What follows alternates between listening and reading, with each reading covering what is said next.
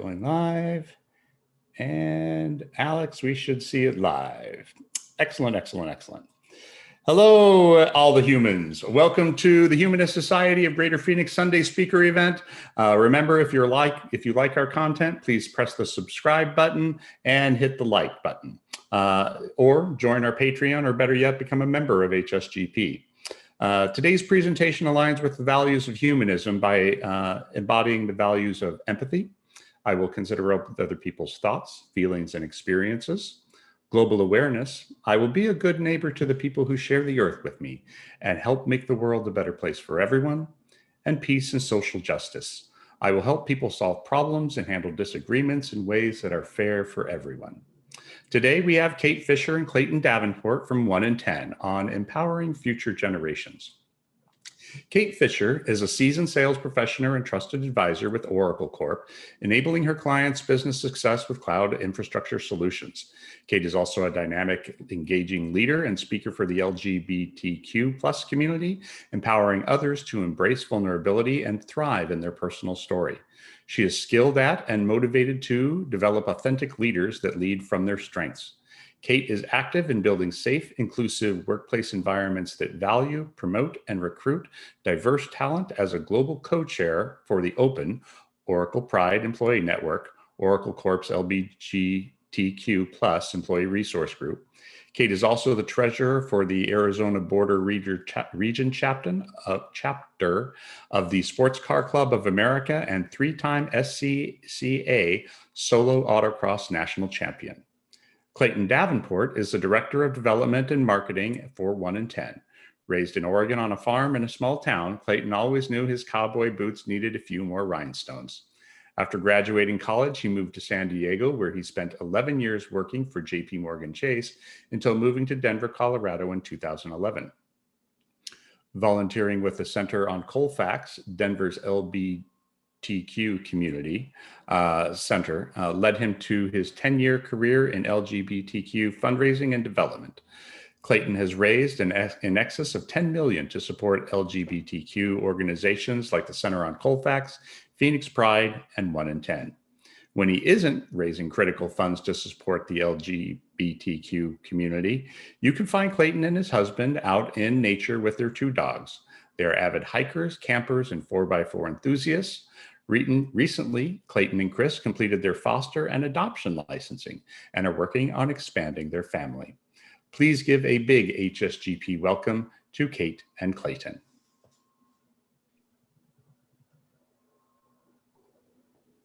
All right, thank you, everybody. I feel like my intro was so corporate, so I'll give a more humanist one here in just a few minutes, more human sounding one.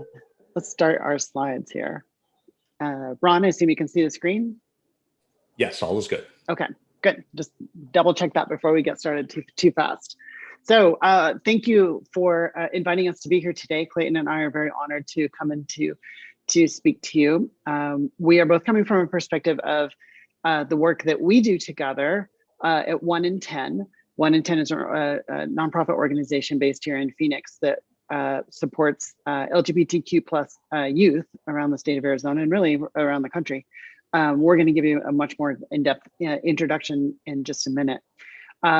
What we want to talk about today is really about youth. And we want to talk about in particular how faith and how religion is intersected with the LGBTQ youth.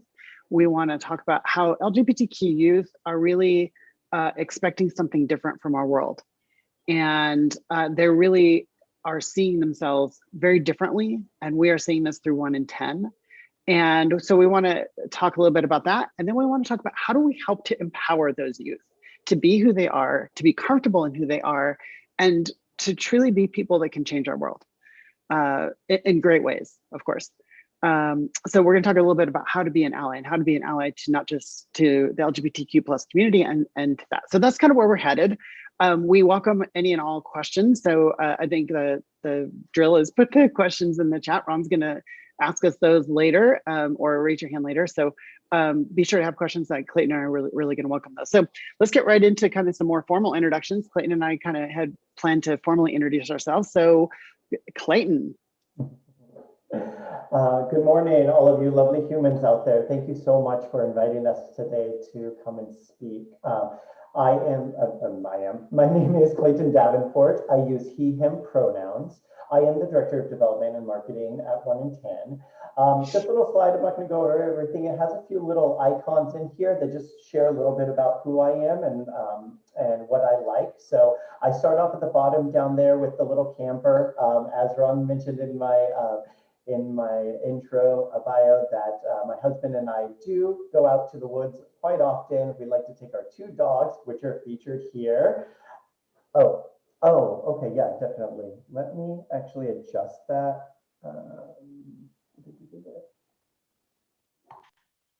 Is that better for everybody? Yes. Okay. Yes. Sorry about that. I apologize. Okay. So I put our 2 dogs, Jake and Takani, right there. Jake's hanging out at the Grand Canyon. Takani, he is a husky running through the snow. Everybody loves puppies. My husband and I do like to ride bikes quite often. My favorite food is avocado. I do that down there. One of my de-stressors, a little fun fact about me is I actually enjoy cleaning. That's like one of my all-time favorite things to do.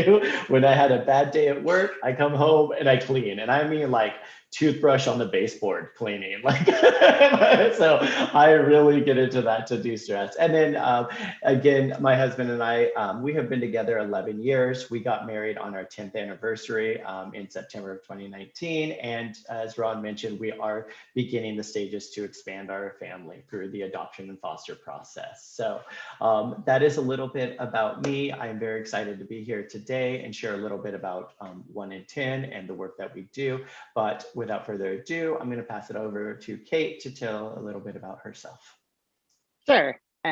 Thanks, Clayton. I'll go a little bit more in depth about my humanist. I know the bio that Ron read is more of a professional bio that I tend to use, and so I didn't put 2 and 2 together when I sent it to him. So again, my name is Kate Fisher. My pronouns are she and her.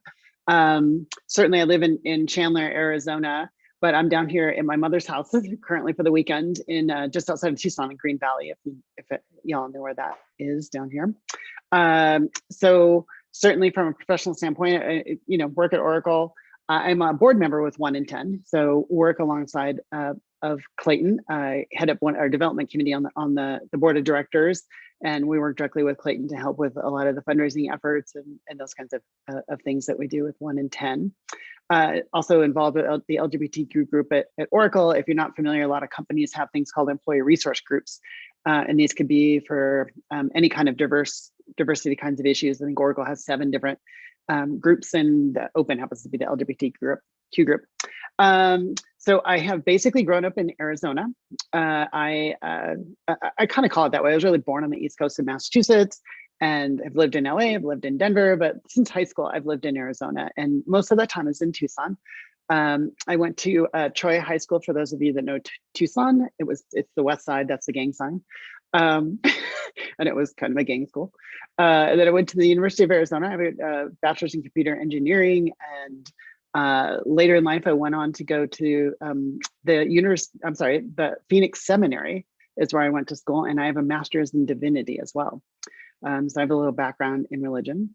I had worked in IT and tech, but when I finished my master's degree, I actually left the IT world for about 5 years, and I went to go work in a very large church, an evangelical church that is here in Tucson.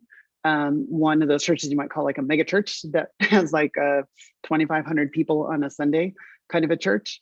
I led a lot of the outreach, and so I was involved in a lot of things that were dealing with like homelessness and foster care and adoption issues here in the state of Arizona, and then dealing with a lot of things that were overseas as well in Africa and India and the Ukraine, Peru, and certainly Mexico and things like that. So I'm doing a lot of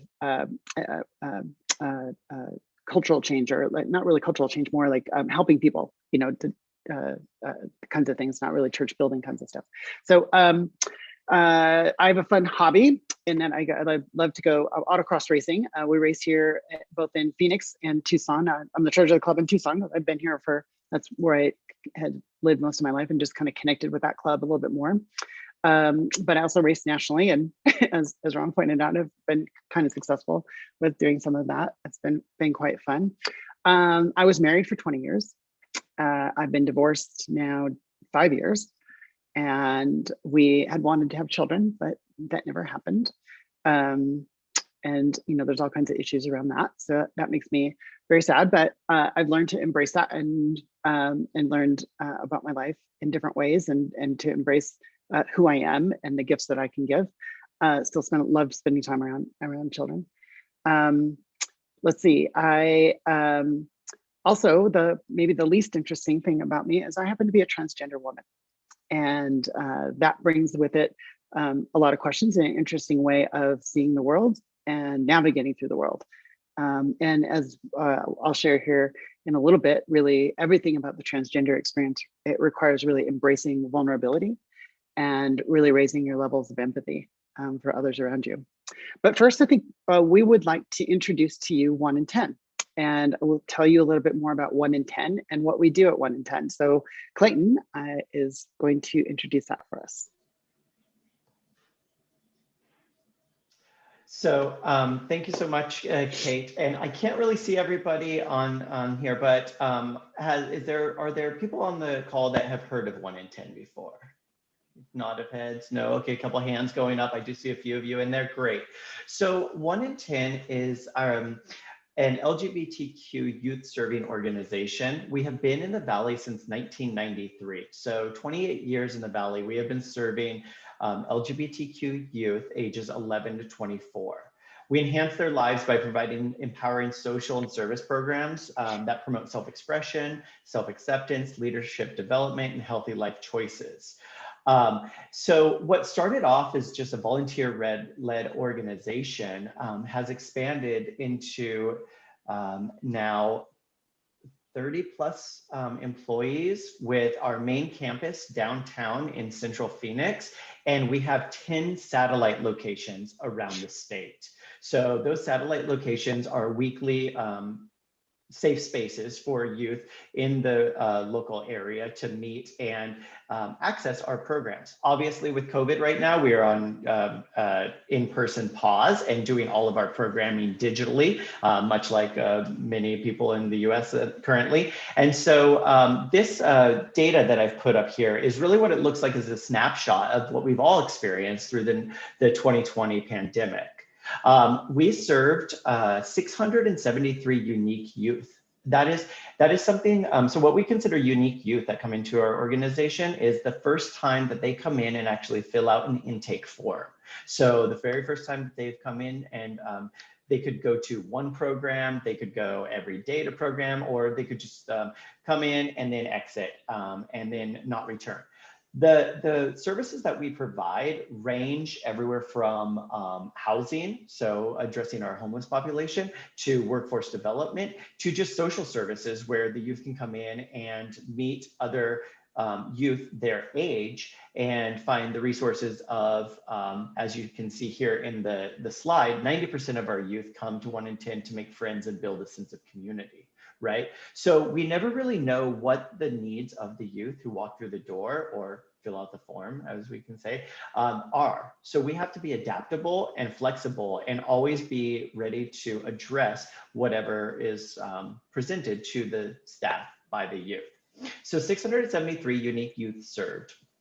393 of our youth attended in-person programming. So that was between January and March. We actually put a pause on all of our in-person programming as of March 15th, and then went to an online digital space for the youth. The main purpose of 1 in 10 is to create that safe space for the youth, to find the resources and that sense of community that they're looking for. We build an environment that is not dictated or presented by myself or the rest of the staff, but we really truly provide the youth the opportunity to make the space their own. Our vision is envisioning a world where all LGBTQ youth and young adults are embraced for who they are, and then they're actively engaged in their communities and empowered to lead. A simple way to say that is that we are preparing our youth for the future, engaging them and preparing them with the skills and the strength to be confident in who they are and also participate in society without the fear of discrimination, without the fear of retaliation. and really with the comfort and strength in themselves to be strong individuals. So 62% of our youth come to gain social skills, and 62% of our youth come to build self-esteem. The LGBTQ community has a long history of discrimination and being attacked in various forms, and whether that is physically or mentally, and also not really finding the support in our institutional services. So that even means schools, that means employment, that means housing. So this problem is not gone. It is, and we are working every day to continue to improve the lives of our LGBTQ plus youth and young adults.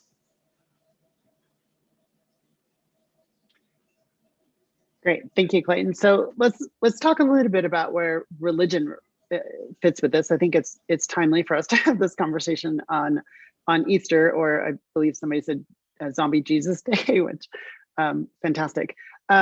But let me start by just talking a little bit about my story, because as I mentioned, I have a master's in divinity, and so where did that come from in my life? And many years ago, I was really kind of struggling with trying to figure out like how to make a difference in the world. How could I take my life and really make it meaningful and making it worthwhile? How can I be really a meaningful human being in the world is really where my thought process was kind of headed. I was raised in a Catholic family, wasn't really super active in the church. Certainly when I got married, my spouse at the time, her family was very religious and much more on the evangelical side. So I began to be much more influenced in those ways. And I began to really think about that the place in the world that used to solve some of these problems was the church. If you think about a lot of our hospitals, St. Mary's and St. Joseph's and St. Thomas, and all of these were started by the church. It was the church that was the place that was providing social services in the world for people that were in need and needed a hand up, needed help, needed healthcare, needed just food for the night, all those kinds of things. And so I thought that was the place that I could really make a difference, and that I could take my who I am as a human, how I've been designed, and the leadership skills, passions, and use that to go and organize people to really go make a difference. So this is why I went to go get a master's in divinity.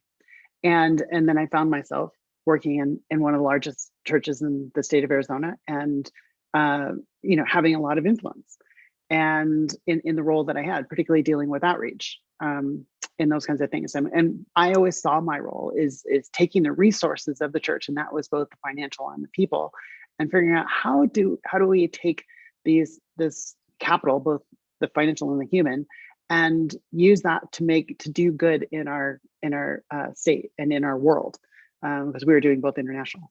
And unfortunately, what I kept coming up against was this idea that people were much more interested in excluding people from being part of certain parts of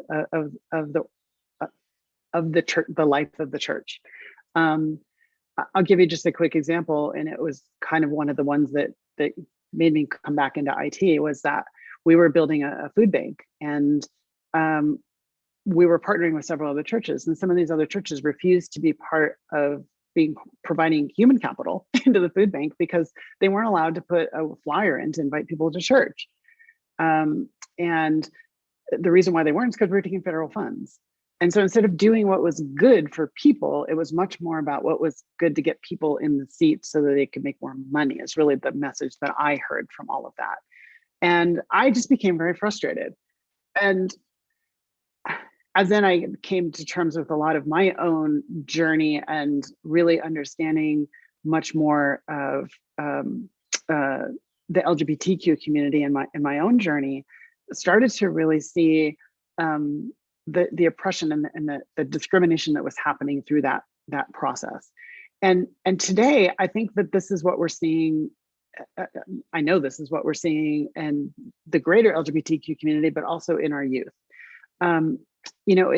The church should be a place, clergy should be a place that is safe for any youth that is struggling with who they are. you know, whether they're dealing with this a simple thing that has to do with what kind of career do I want when I grow up, or who do I want to marry, but also to be able to come to and say, hey, I'm struggling with my identity. I'm struggling with my sexual identity, my gender identity. I'm struggling. I'm having feelings that don't make sense to me. And but the clergy are not, by and large, this is not true. I'm not trying to be paint a wide swath, because there are plenty of congregations that are safe and are trying to be safe. But by and large, in our country, and certainly in my experience in my church that I was dealing with, was that it is not a safe place for the youth to be. But it really should become more of that kind of a place. And so we constantly see, you know, in our world, this fight for religious freedom, and that we should have the freedom to practice our religion in whatever we do. And what a lot of us in the LGBTQ community here is well, then you want the freedom to discriminate against us. And we have some real issues with some of that. Clayton, let's talk a little bit about what's just from a legislative thing is happening. You know, from my point of view, I feel like a lot of this fight is really trying to legislate me in particular out of existence. Mm-hmm. Yeah. You bring up a great point, Kate, because, you know, so many of our youth, again, like I said, 1 in 10 creates a safe space, right? And so when I was talking to Ron originally about this whole conversation and why the LGBTQ youth have a very distrust in organized religion. And so many of the youth, and these topics come up so often because religion and politics have started to blend themselves. Well, haven't started, they've been blending themselves for years and decades. And this idea that it's protecting religious freedom has now turned into an attack on any group that is not represented in their sector or religion. And so many of our LGBTQ youth who are coming through see these legislative actions taking place all under the guise of religious freedom. And so it creates this very distrust in religion as a whole, because they are attacking and, as Kate said, removing individuals from the community from existence. Arizona is one of the last states in the West that allows an abusive and discredited practice called conversion or reparative therapy. It claims that it can change, you know, someone's sexual or gender identity to become straight and create this mold of what they believe an individual should be and represent. And this is pushed forth by religious groups. And again, like, you know, as Kate mentioned, not all religions believe this, but when we have our youth who are coming in and they see in the media, in the news, or even in their personal lives that these groups are now attacking their identity, that creates this sense of fear, as well as this question of who am I? And am I even human, right? This idea that all of a sudden they have dehumanized the LGBTQ youth as if they don't exist, nor do they need to. Yes, and actually, I just saw that from Mars. Yes, and we actually at 1 in 10, and I didn't want to get too far into this because it is an entire it's an entire TED talk separate from this. But we at 1 in 10 are actually working with the ban on conversion therapy, and so we work closely with legislative leaders, and this is an ongoing battle that's happening right now. So you do bring up a good point. But going back to what I was saying, the fight's not over, and we continue to fight for this legislative ban on conversion therapy. But my point, going back into what I was saying with the youth and their belief and support or trust in religious organizations. I myself grew up as Catholic, and I loved the Catholic Church. I loved the religion. I really, truly did. I always struggled though, just, you know, as a young gay man. I mean, like I said in my bio, I knew I was gay from the time I was born. Those, rhinestone boots were high heel, high stepping and kicking. And I always struggled because I really felt that I had a connection and a relationship with God or a higher power, whatever you want to identify as, but I never felt supported. And so, that was something I don't, many people in the LGBTQ community have gone through this throughout their life, where these organized religions, especially large organized religions like the Catholic Church, you're not really finding your safe space in that religion itself. And so a lot of our youth, seeing this melding of religion and politics, has created the opposite of a safe space that they're looking for. And they really struggle on a daily basis, especially when they come from families that their families are religious. Maybe they want to go to church services. Maybe they want to, like I did as a young boy, want to attend church, but never feeling that I was accepted by the church when I walked through the doors. Yeah. For sure, Clayton. And just to add on to here, we put on the slide here the conversion therapy, because we think it's the most relevant to Arizona. There's current legislation going through the Arizona legislature related to this, but conversely, there's 93 legislative actions happening across the United States right now that are anti-transgender actions. A lot of these have been written and copy and pasted by the Alliance Defending Freedom, based here in Scottsdale, that has taken these laws. 49 of them are going after transgender people transgender youth competing in sports, like in high school sports. And then I think another 29 of them, if I remember right in my head, are related to restricting medical care for transgender youth. And the idea here is that restricting the ability to be on hormone blockers and or hormone therapies, or to start to make decisions as early as 16 around their gender identity and doing some of the physical medical procedures that may have to happen there. The states are actually going to prevent a youth that is under 18 from being able to do to engage in those therapies. And honestly, the medical is very safe and also has proven to be really the best success for transgender youth going into life. So these are very harmful. And so when I say legislative actions, I literally mean that they're going after things like not being able to change your records, your driver's license to indicate the gender that you're presenting as. So your birth certificate, all these kinds of things are what's happening on the transgender side of the world. But the conversion therapy is also just as important. I see a lot of great comments. So it sounds like we've got a very educated group on here with us today. That's super. That's fantastic. Exciting. We're never sure about that. Yes, it's super exciting to see these comments popping up in the chat. So please, thank you so much, and keep them coming. It's really important too, and I didn't mention this earlier, that at 1 in 10 in 2020. 54% of our youth identified as trans or gender expansive, non-binary. So now more than half of the youth coming to 1 in 10. And in a non-pandemic year, like in 2019, we had 1,279 unique youth coming through the door. So obviously with the pandemic, those numbers, shrank. But as we roll out or come out of the pandemic, and go back to in-person, we anticipate those numbers increasing and increasing beyond the 1,279 we had. So as we can see, with 54% of our youth who identify in the trans or gender expansive, this is more important now than ever.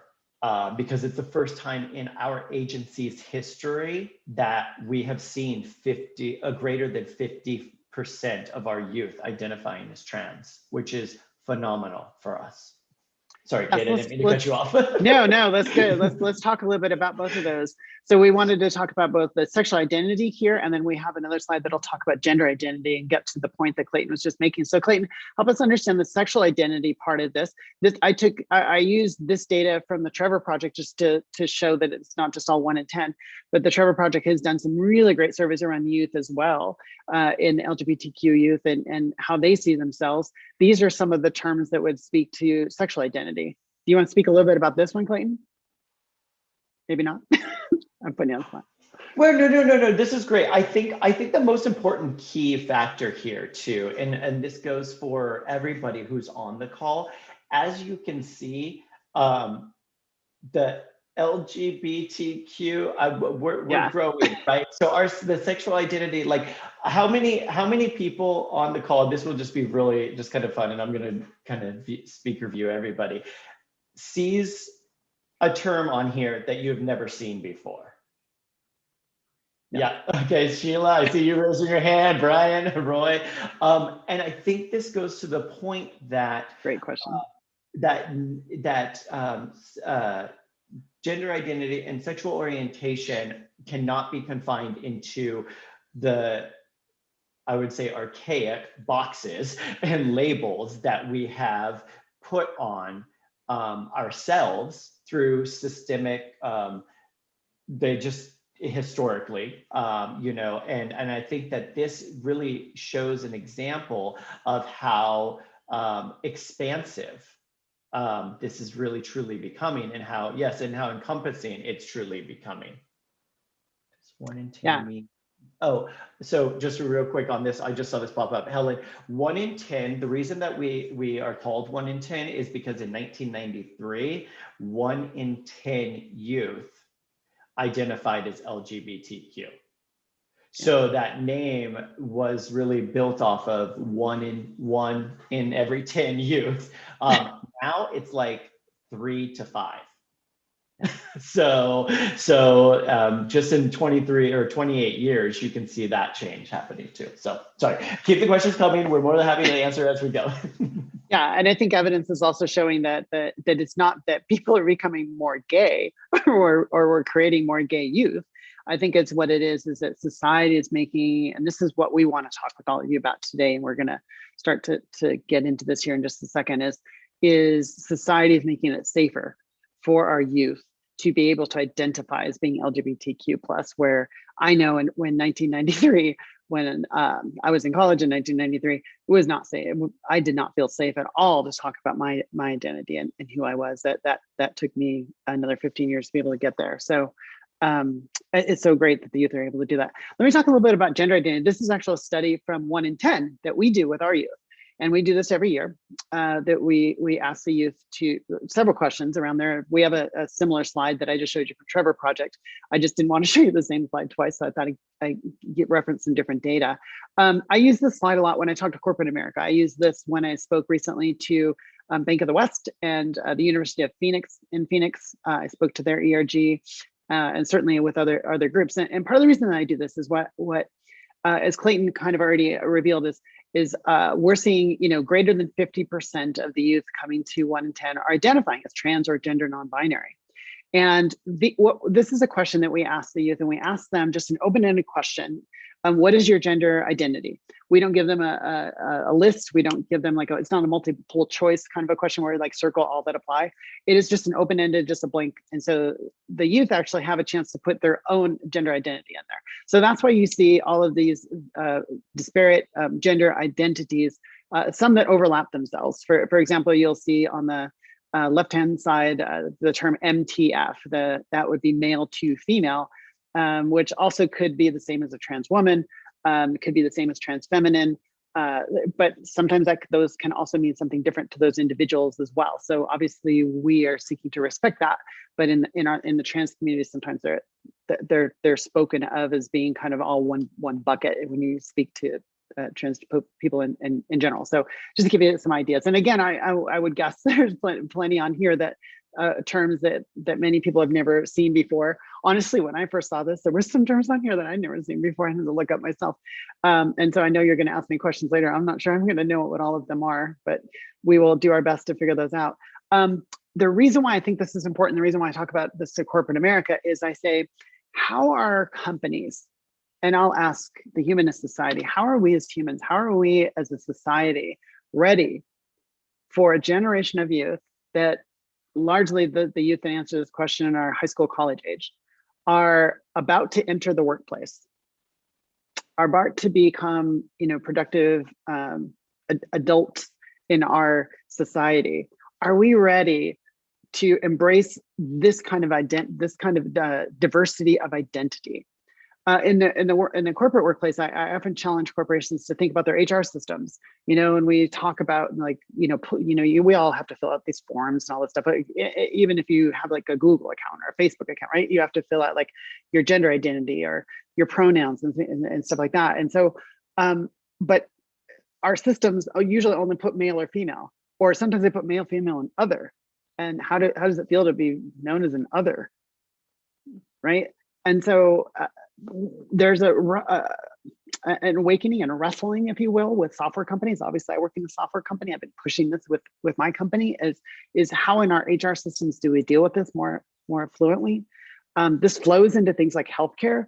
How does our healthcare system provide the proper healthcare for people of different sexual identities and gender identities? There's a unique care that needs to happen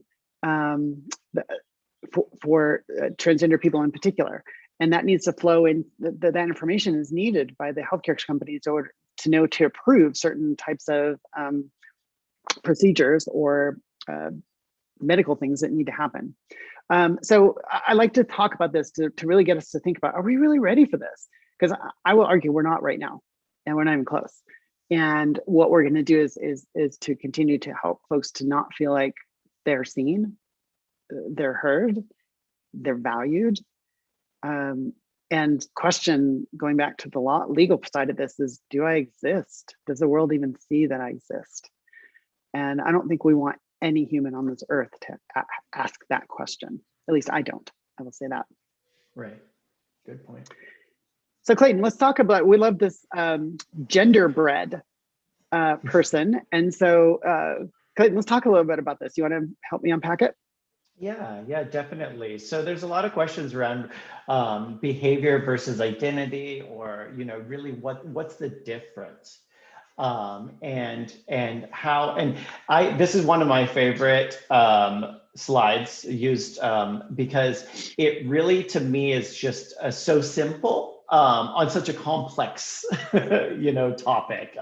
And this is really something, being able to show the identity of who you are starts up here, right? And really encapsulates your brain and how you feel internally. Whereas something like your expression is something that is external, and what you express on the outside. And then you have your attraction, which is, what you're attracted to, obviously. And then your sex, which is the physical traits that you're born with. And how these all intersect and are woven together to create you as a person. And what's really important about these is really truly the fluidity of it.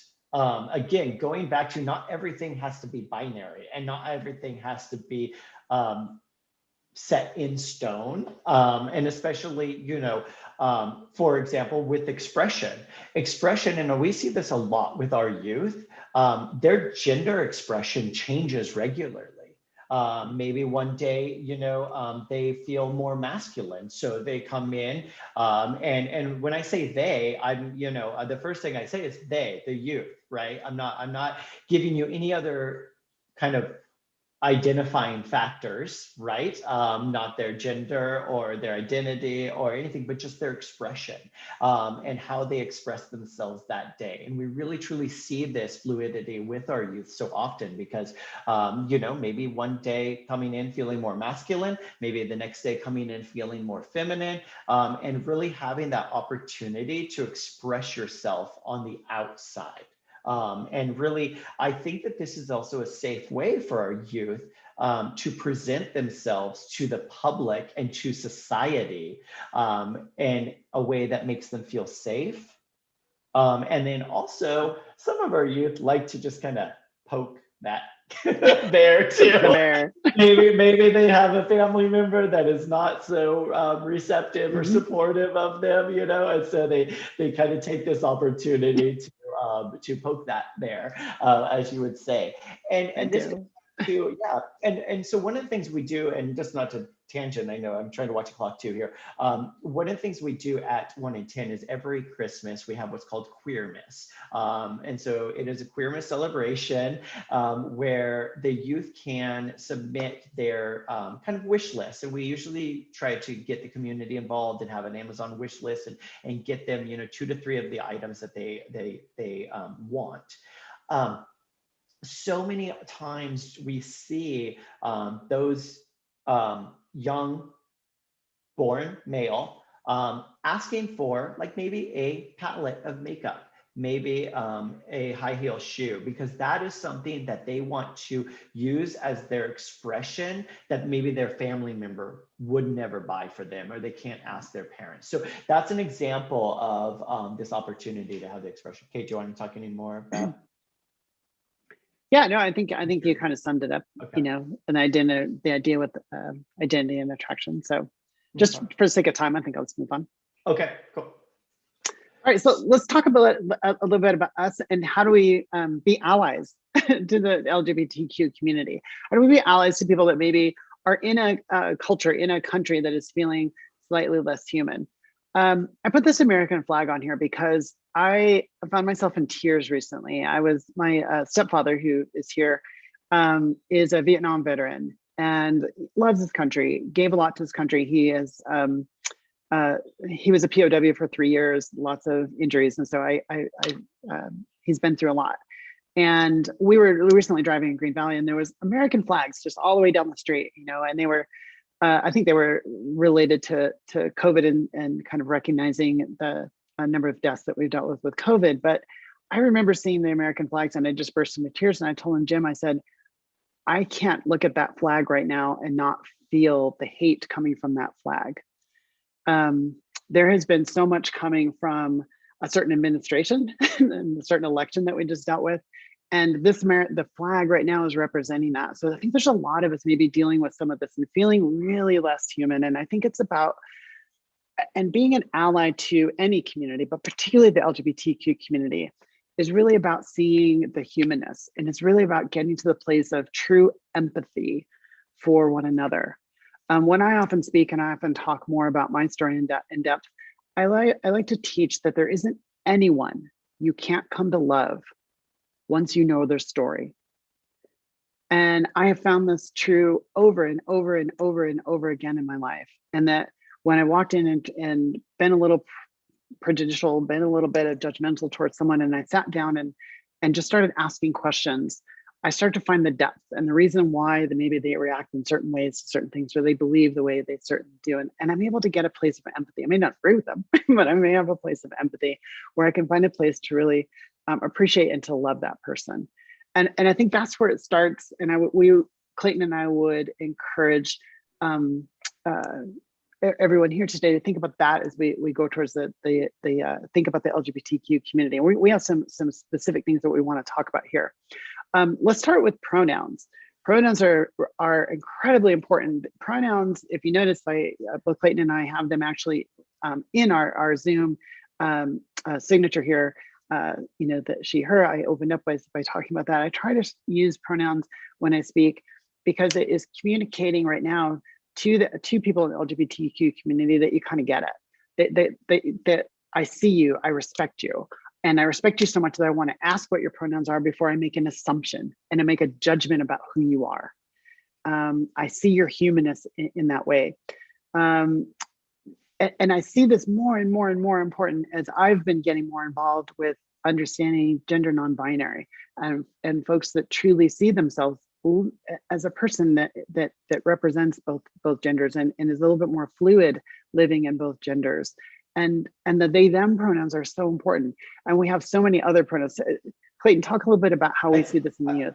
Yeah, I think this is really important too, because going back to what identity and also representation of who you are, and how something as simple as your pronouns really tells everybody you meet and you interact with how you identify. And I think it goes back to just re-solidify the idea that from the beginning of our conversation today, this approach to erase humans, especially with the trans community, and the agenda behind the religious freedom to discriminate against, and something as simple as not recognizing an individual's pronouns or how they identify is a subconsciously ignoring them as a human being. Right? We all have our name, and it's funny because you can see these examples, you know, just as a respect thing. My name is Clayton. It's pretty easy to pronounce, but, you know, not learning how to pronounce someone's name properly is very disrespectful, you know, and so misgendering or an individual is very disrespectful too. And so what we would want to help or just ask, you know, as all of you are becoming or are allies to the LGBTQ community, is recognizing simple actions that you can take in order to show your support and also show you are an ally. And really it goes with acknowledging an individual and how they identify as themselves and respecting their identity and reciprocating with acknowledging their identity. Yeah, and this is right at the beginning of meeting any human, a place of establishing empathy. I see you, and I'm curious who you are, right? So think about it in those terms. So here's a couple of ideas that we had in terms of how to be an ally in the LGBTQ community. These are really some much more practical things to do. On the left here, I've included the Netflix show Disclosure. If you've not seen it, highly recommend it. It is a documentary of transphobia in our country. I believe all of the speakers on it are transgender people that are related some way to the film and TV industry. And they document how, going back even as far as the early 30s, that the TV and TV programs and movies have really shown us how do we react to transgender people. For example, I think it's roughly 20% of the population even knows that they know a transgender person. And I think it's 8% of the population has known someone that went from this gender to this gender. So none of us have really learned how to react. How do we react when we see someone that is transgender, and what pronouns are we supposed to use? Can we talk about their old name? Can we talk about their old life? How do we have a conversation? Socially, it's awkward. And I found that in the workplace when I went through my transition. I find that in the workplace when in supporting other people in the community. Disclosure talks about where some of those transphobia biases come from. It also helped me on a personal level to really understand why it was difficult for me to come out and do my transition, because I had learned about the community on TV, and I know looking at the TV and saying, that's not me, and I don't want to be that person. And seeing the documentary, you'll see that. So we mentioned Disclosure, and I wanted to talk about Disclosure, but there are so much great documentaries about the LGBTQ plus community to understand what the community has been through. There's movies about Stonewall and the Stonewall riots. There's programs around any of it. So we'll just leave it at that and let you do your own Netflix search. So start with some education. The HRC is another great place to do some educating. The Human Rights Campaign has some really great pieces out there. NCTE is the National Center for Transgender Equality. They have some really great YouTube videos to understand trans and non-binary and what's going on there. Making it a friend. Get to know some folks in the LGBTQ community. Get involved with 1 in 10. Get involved in an organization like 1 in 10. There's support organizations throughout. Get involved in Pride Phoenix. How is the Humanist Society going to get involved in Pride Phoenix in November? I will challenge you all with that. If you're not already, maybe you are, and fantastic, right? So make some friends, get to know people is just a really great place. Like I said, there isn't anyone you can't come to love once you know the story. So get to know people, tell their story, get to know the story. But let me also say, it's also hard for people to love you unless you're willing to share your story. And all of this takes incredible vulnerability. it's incredibly vulnerable for me to share my story every time that I do it. I've gotten used to it, but it has always been a vulnerable experience. But I always find that my vulnerability and walking to someone and sharing my story opens them up to be vulnerable with me. And there's a two-way street there that suddenly it opens up a safer conversation. So as you seek to make friends, seek less about asking about their story and seek more about sharing your own story and opening up yourself up to be a safe, vulnerable human, so to speak. I'll speak about in the workplace, and then Clayton, I'll let you finish maybe with the other three, so I don't do all the talking here. But make a difference in the workplace. So support and in the workplace, if in your workplaces, if they don't have non-discrimination policies, why not 2021 for crying out loud? Do you have benefits that support transgender health? Are you a company that's safe for trans and non-binary folks to come into your company? Are you a company that's safe for gay and lesbian and the LGBTQ community to be out in your workplace? Challenge your coworkers to ask why not. Do you have pronouns on your email signatures or in your employee directories? I work for Oracle, Fortune 100 company and 120,000 employees, and we're not doing it right. I can guarantee. I can tell you that I'm working internally at Oracle to change things around, like our employee directory to include pronouns and things like that. So even if small companies and large companies are all struggling with all of this and learning how to truly be inclusive. That's the way we do that. So Clayton, talk about a couple of the other ones. I think you lead right into it again, because again, we are a youth-based organization, right? And these youth are going to be taking our jobs, Bingo. and moving into, and really essentially just replacing us. And so if we can leave them, a safe space and leave them a position that supports them, that's the best way we can continue this legacy and really ensuring. I also want to encourage, people, I always say, it's good to ask questions, but we are not here to be your educator. Education comes with some actualization, and you have to do some work yourself. So many people come to us and are just like, well, tell me everything I need to do to be a great ally. And it's like, well, what have you learned about the community as a whole? Well, nothing. I'm just waiting for you to tell me. And that's we take that, but really educate yourself. And also I want to make sure I point out, and this is just a personal experience that I've had with family members. The LGBTQ plus is often used. That plus is used because there are 17 additional letters after it. But the one thing I remember a family member saying to me was, "Oh, well, I support you because you're gay. It doesn't matter, but trans should not." And I stopped them right there.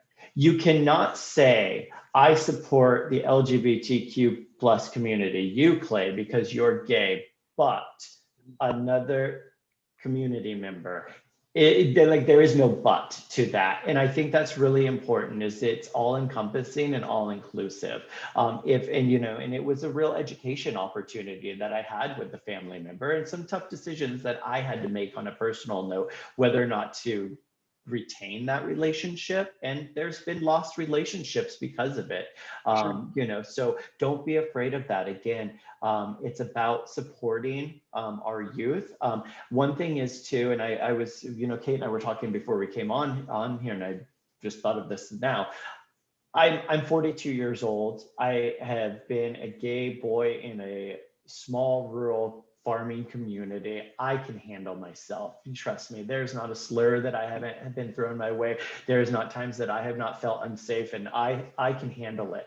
But our youth, especially our youth that are 15 and younger, they haven't been in that position. They don't have the strength. They don't have that skin built up to really make them hard yet, So when you see nieces, nephews, grandchildren, maybe saying derogatory words, or maybe bullying or picking on. It's our responsibility as human beings to step in and to divert that attack away from these individuals. And that is the best way to be an ally immediately too, is to be able to see a situation and put a stop to the discrimination that's happening. And sometimes it's like, it's very easy, oh, kids will be kids, but it's not. That long-term damage and that effect that can have can last a lifetime. And not everybody is fortunate enough. I had a very supportive family, a very supportive upbringing, I had a lot of privilege as a gay man, and as a gay man in the early,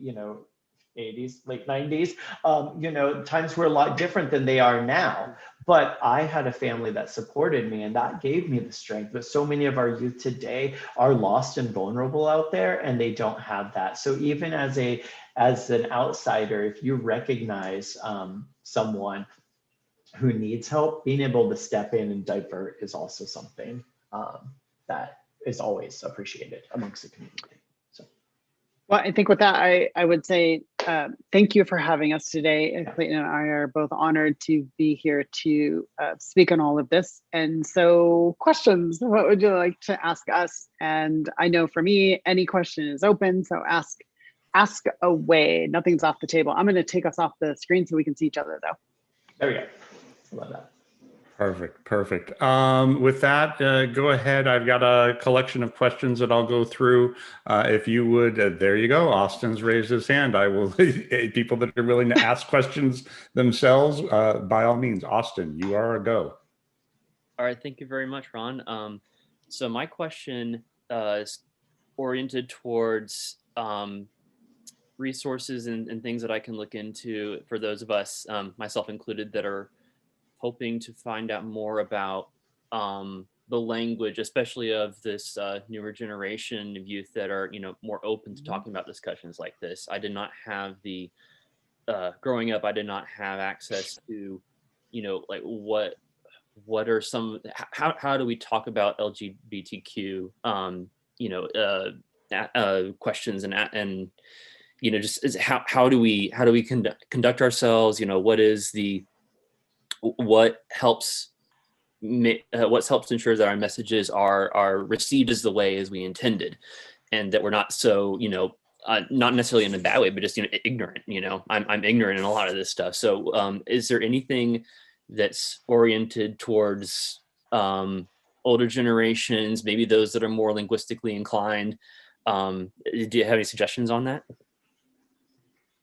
I think you bring up a great point, and I'm actually going to I'm dropping my, because it was on the first slide, but I'm dropping my email in the chat, and I'd be more than happy for anybody who wants to email me afterwards. I will have a coffee and Zoom with you. We can talk through this. I love getting out and meeting people. That's my job in development. My husband always says I'm a lady who lunches because I always am going out and meeting with people. But I think with that, and it just, when you were speaking, the first thing that popped to my head is because even when Kate put this slide up of the different identities and sexual orientations, and it's changing so fast that even I can't. I work in a youth-based organization, and they had come up every day is something new, and I'm like, okay, so we always are like learning there, and it's a constant education process. But there are certain things, and the first thing that popped in my head was even the term queer. Queer had this like evolution of positive and negative connotation, depending upon what generation you ask, what time in history you said it, and our youth like to reclaim words, and that's what I will call it. The youth like to claim words as their own, and that becomes their identity. And so with that, when a youth comes in and maybe has a new identity that we've never heard or anything, we say, what, can you define that for us? And really that's what it boils down to. And so if you do have someone who introduces themselves and maybe says, hey, I'm pansexual, could you define that for me? Right? Because your willingness to want to learn is a clear indication that this is an individual who is a trusted individual that we can be vulnerable with. And going back to what Kate was saying, that vulnerability aspect of it. So yeah, so anytime you want to just shoot me an email or something like that, but getting involved in organizations like Phoenix Pride, come and volunteer with 1 in 10. You really do not know until you sit on the other side of the table with these youth and hear their experiences. It's really hard for me to even pre-plan for you or really set you up for success, right? But there's, this is a long way of not really answering your question, and I apologize, but no, that's okay. It's just about continuing the education and really building your network of people that you know to be able to have these questions. And Austin, if you were to say, hey, Clay, I don't understand what demisexual is, then you know what, that's great. Let's talk about it, or let me just explain it. Or I may even be like, you know what, Austin, I don't really understand either. So it's just having that vulnerability. Great, thank you very much, Clayton. Mm-hmm. Yeah, I threw in the chat just a couple ideas for like online research. Human Rights Campaign is a great place to go. Out Equal does workplace advocacy. I work a lot with them from an Oracle standpoint, and they do stuff worldwide. In terms of youth, obviously 1 in 10, obviously, but Trevor Project, Gender Cool is also great places to find some more information on this stuff. And then transgender would really be the National Center for Transgender Equality, and then maybe the Transgender Rights Center as well, Transgender Law Center. I'm sorry, TLC, Transgender Law Center, based in California. And a little plug for 1 in 10 too is we do have an entire education arm as a program of ours where it's run by Wallace Hudson, and he actually does everything. He comes into nonprofits, businesses, schools, community centers, the police department here in Phoenix, government agencies here in Phoenix, and he does everything from LGBTQ 101 to this is how you set your policies and procedures in place for supporting LGBTQ, and how you change bathroom signage for the trans community to, like he does a whole gambit of a whole menu option of opportunities where he can do educational pieces, not only for yourself, but for the business or agencies. Sure. Thank you. Chet, and then Mark, and then Thunga. Yep, please keep it brief, Chet. You're muted, Chet.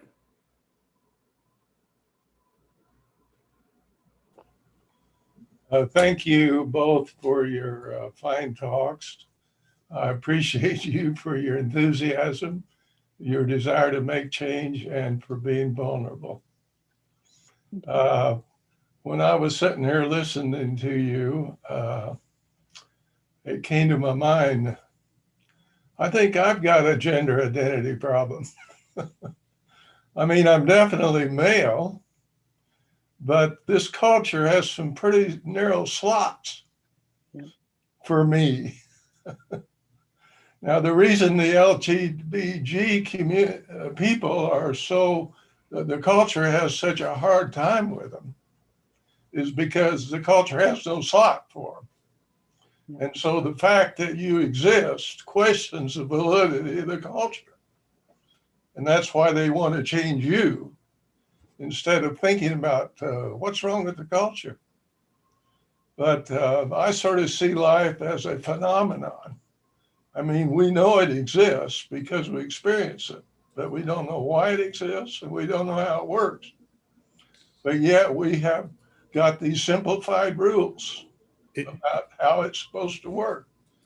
And so being a male, quote, male, I tried to fit into that slot.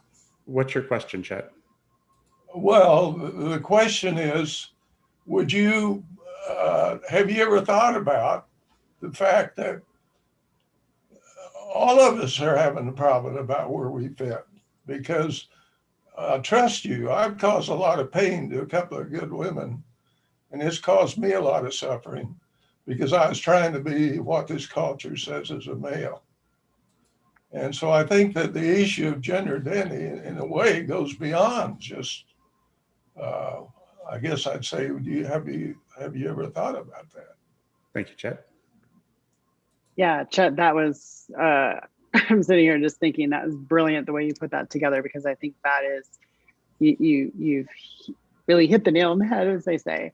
The problem isn't really that, you're right. I think so many of us have been judgmental towards others because it doesn't fit into the world that we've been taught. It doesn't fit in our box, right? And we don't always go first to thinking, oh, the box was built wrong. Yeah. to fit what needs to go inside of it, rather we say, no, the box is right, everything we're trying to put in it is wrong.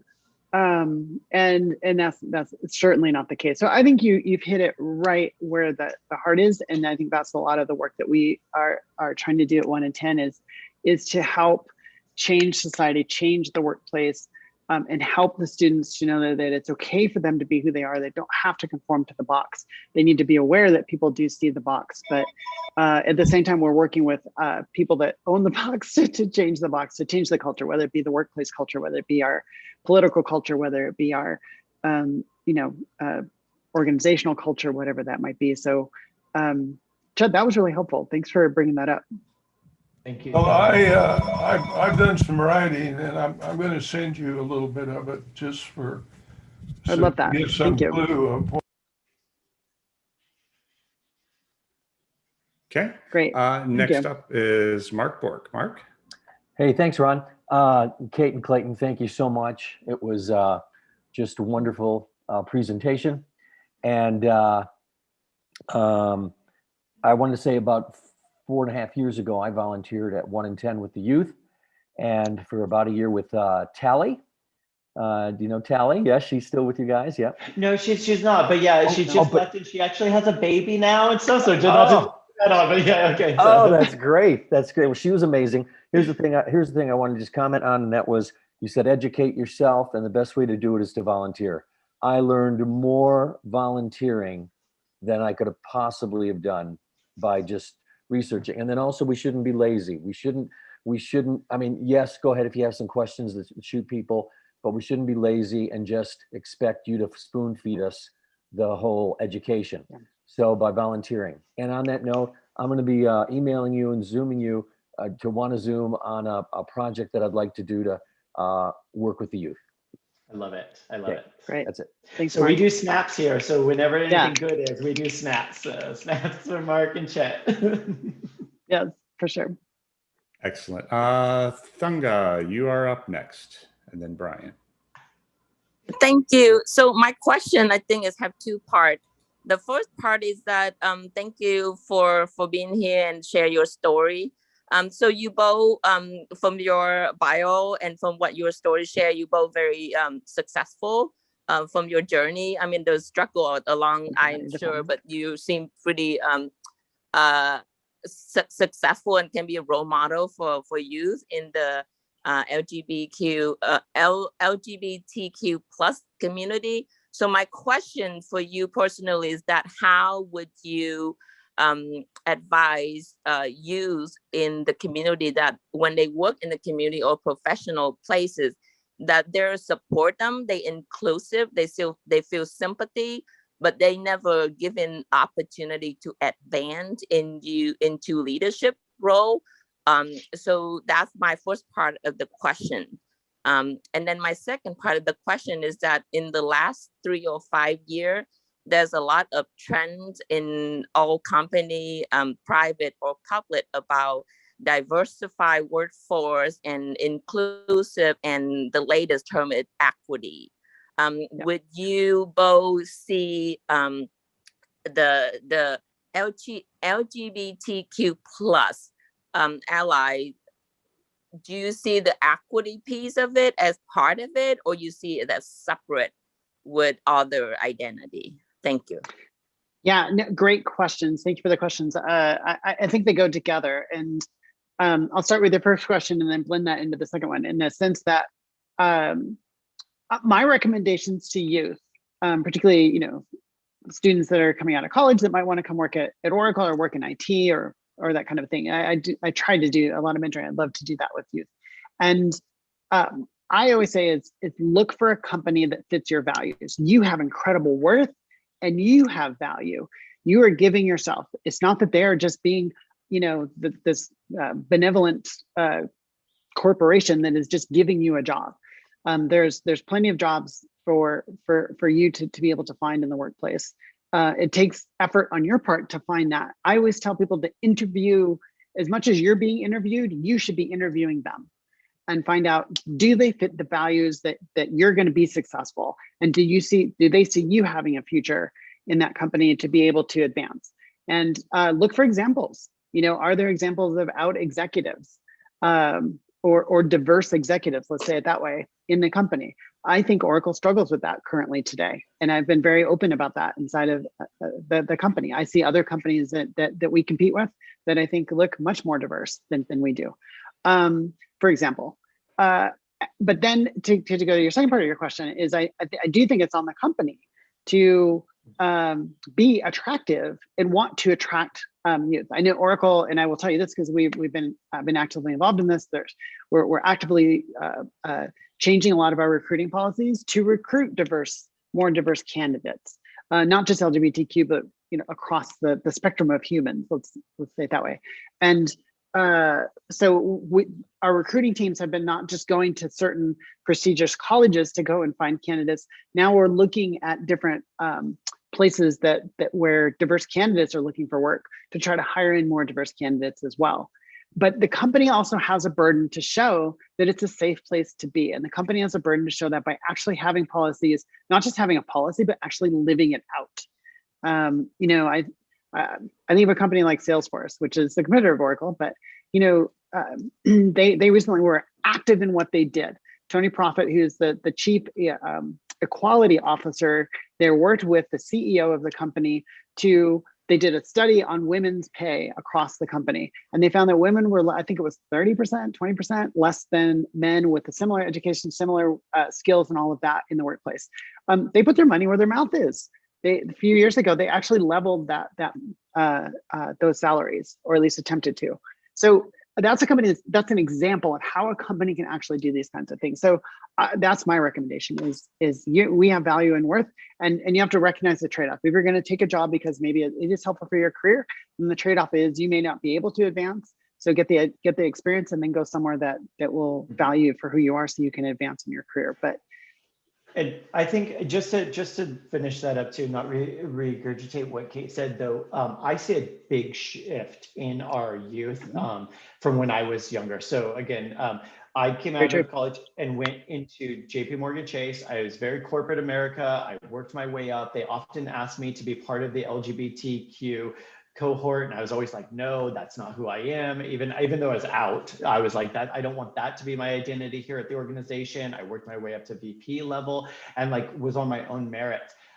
Right now in my position at 1 in 10, I'm a development officer, so I get all of the funding. So whether that's grants, private donations, individual donations, right?